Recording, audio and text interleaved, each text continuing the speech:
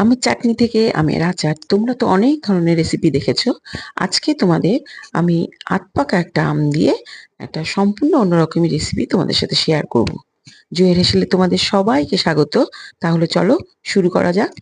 এখানে আমি একটা আধপাকা আম নিচ্ছি, কাঁচা পাকা, বেশি টক না। আমটাকে বাইরে থেকে ছাড়িয়ে নিচ্ছি। ছাড়িয়ে নেওয়া হয়ে গেলে আটিটা বাদ দিয়ে সম্পূর্ণ আমটাকে আমি ছোট ছোট টুকরো করে রেখে দেবো। এবার আরেকটা পাত্রে আমি হাফ কাপ বেসন নিয়েছি, নিয়ে হাফ কাপ টক দই নিলাম, ৬-৭টা কাঁচা লঙ্কা কুচিয়ে রেখেছিলাম সেটা দিয়ে দিলাম। দিচ্ছি হাফ চামচ শুকনো লঙ্কা গুঁড়ো, হাফ চামচ গোলমরিচ গুঁড়ো, আর হাফ চামচ জোয়ান, স্বাদ মতো নুন দিয়ে একটু মিশিয়ে নেবো। ভালো করে মিশিয়ে নিচ্ছি।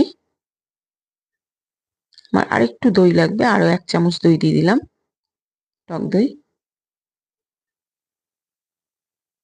দিয়ে ভালো করে মিশিয়ে নিচ্ছি। এইবার আমি এখানে দিয়ে দিলাম ১ ইঞ্চি আদা গ্রেট করে রেখেছিলাম, সেটা দিয়ে দিয়েছি। দিলাম টুকরো করা আমগুলো। এবার দিচ্ছি আমি আগের থেকে একটা পেঁয়াজ, বড় সাইজের পেঁয়াজ কুচি করে রেখেছিলাম, সেই পেঁয়াজ কুচিটা দিয়ে দিলাম।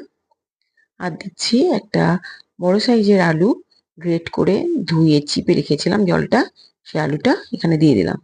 দিয়ে এবার পুরো মিশ্রণটাকে আমি ভালো করে মিশিয়ে নিচ্ছি। সাথে দিচ্ছি ২ চামচ টমেটো সস। ভালো করে মিশ্রণটাকে আমি মিশিয়ে নিচ্ছি।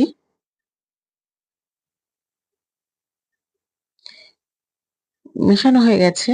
এবার পকোড়াগুলো একটু মচমচে হওয়ার জন্য আমি ১ হাতা চালের গুঁড়ো দিয়ে দিচ্ছি। চালের গুঁড়ো দিয়ে আমি ভালো করে মিশ্রণটাকে মিশিয়ে নেব।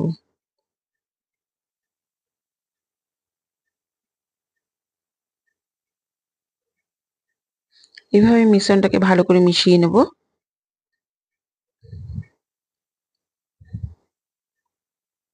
মিশ্রণটা আমার মেশানো হয়ে গেলে আমি গ্যাসে একটা কড়াই বসিয়ে দিয়েছি, দিয়ে সর্ষের তেল দিয়ে দিয়েছি।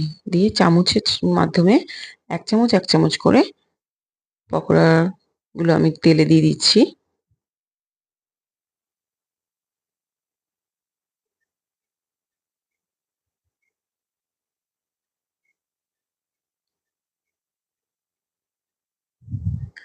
উল্টে পাল্টে নিয়ে আমি ভেজে নেব।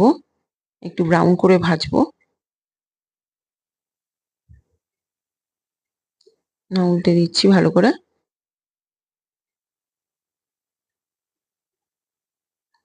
খেতে খুব চটপটি হয় খেতে। ভীষণ ভালো খেতে হয়। দেখো আমার ভাজা হয়ে গেছে। এবার আমি তুলে নিচ্ছি। সমস্ত পকোড়াগুলো আমি এইভাবে ভেজে তুলে নেব। নিয়ে আমি সার্ভিং প্লেটে দিয়ে দিয়েছি। দিয়ে এর উপর দিয়ে আমি আমচুর পাউডার আর বিট নুন মিশিয়ে রেখেছিলাম, সেটা ছড়িয়ে দিচ্ছি। তোমরা অবশ্যই এটা বাড়িতে বানিয়ে খেও। খেতে ভীষণ ভালো হয় আর চটপটি হয়।